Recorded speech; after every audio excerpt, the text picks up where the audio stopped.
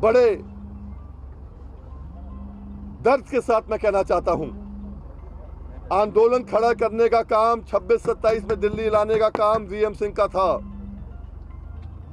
27 अक्टूबर को भी मैंने, जब पंजाब के लोग दिल्ली लेके आए थे, प्रेस कॉन्फ्रेंस की थी और मैंने कहा था कि हम सब मिलके करेंगे 2 दिन का ये आंदोलन। पर इसलिए नहीं आए थे कि देश को, अपने आप को 26 जनवरी को सबको बदनाम करने का काम हमने किया, इसलिए हम नहीं आए थे यहां पर।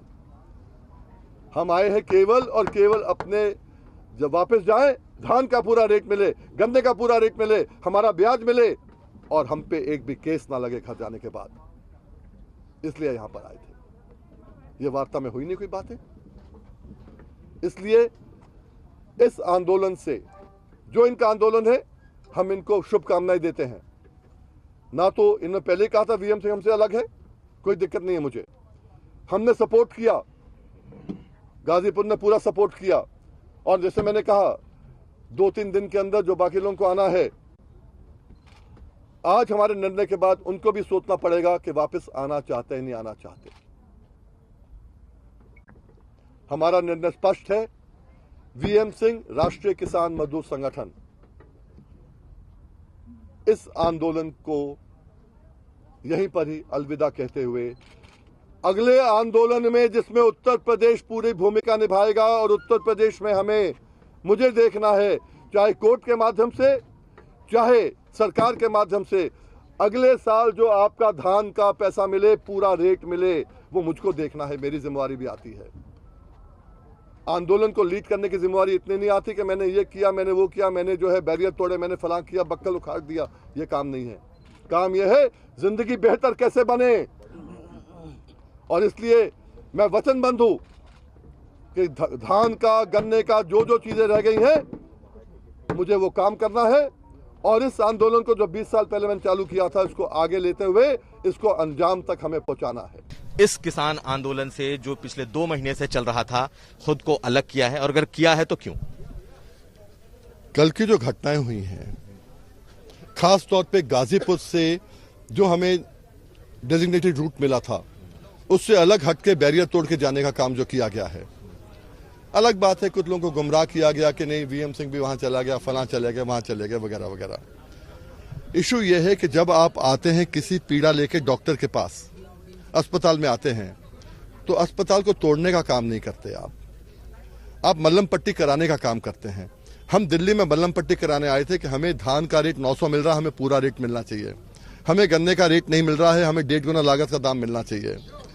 हमारी गेहूं आ रही है, गेहूं का रेट हमें जो है 1975 मिलना चाहिए, आज मंडियों में 1500 रुपए रेट है। हम इन चीजों के लिए आए थे। अगर हम यहां पर आकर और बैरियर तोड़ दें, हम बसें तोड़ दें, हम लाल किले में झंडा चढ़ा दें, उससे हमें क्या लाभ हो रहा है? आज ये गरिमा हमारी नहीं है, ये देश की गरिमा है। ये हमारे बाबा, उनके पिता, शायद उनके भी पिता, उनके संघर्ष के कारण तो आज जो है हमें मिला है ना, आजादी मिली है। इस संविधान के तहत ही मैं इनके लिए, किसानों के लिए, करोड़ों किसानों के लिए गन्ने का रेट दिलवाता हूं हाईकोर्ट, सुप्रीम कोर्ट से, और वहीं पर मैं संविधान को ठेंगा दिखा दूं? ये नहीं हो सकता। आप इसके लिए किसको जिम्मेदार मानते हैं? क्या राकेश टिकैत या दूसरे और भी जो नेता हैं, उनका अड़ियल रोक, उनकी बयानबाजी, या फिर आपको लगता है कि अब सिर्फ जो कल की घटना हुई है? मेरे हिसाब से जहां जहां कमेटियां बनी हैं, उन कमेटियों को भी पूछा जाए कि तुम कहां थे कल सुबह, जब लोग यहां जा रहे थे, वहां जा रहे थे, वहां जा रहे थे, कहां थे सर? उनसे पूछा जाए ना। ये तफ्तीश का एक मुद्दा बने, जितने कमेटी के लोग हैं, कि तुम कहां थे भाई, तुमने किसको रोका, कितने वॉलंटियर बनाए, रूट गाइड तुमने क्या किया? केवल राकेश टिकैत से बात नहीं बनती है। यहां जिन जिन ने बैरियर में तोड़ने का काम किया, क्या प्लानिंग पुरानी थी या प्लानिंग आज की थी, ये सब चीज देखनी पड़ेंगी ना। इसलिए जो है, क्या ये पूरी प्लानिंग थी? आपको लग रहा है कि कुछ लोगों ने इसे प्लान किया? मैंने वही आपसे कहा कि ये तो तफ्तीश का काम है ना, कि प्लानिंग पुरानी थी।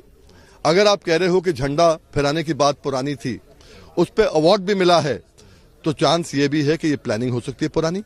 मैं कल की घटना से इतना दुखी हूं और इतना शर्मसार हूं कि अब मेरा मन चिल्ला बॉर्डर से इस समय काल और परिस्थिति के अनुसार मैं आज घोषणा करता हूं कि अपने भारतीय किसान भानु की जो संगठन का यहाँ धरना चल रहा था लगभग 58 दिनों से, उसको खत्म करता हूं, समाप्त करता हूं। और भारतीय किसान यूनियन भानु अकेला संगठन, ईमानदार महारथियों का संगठन है।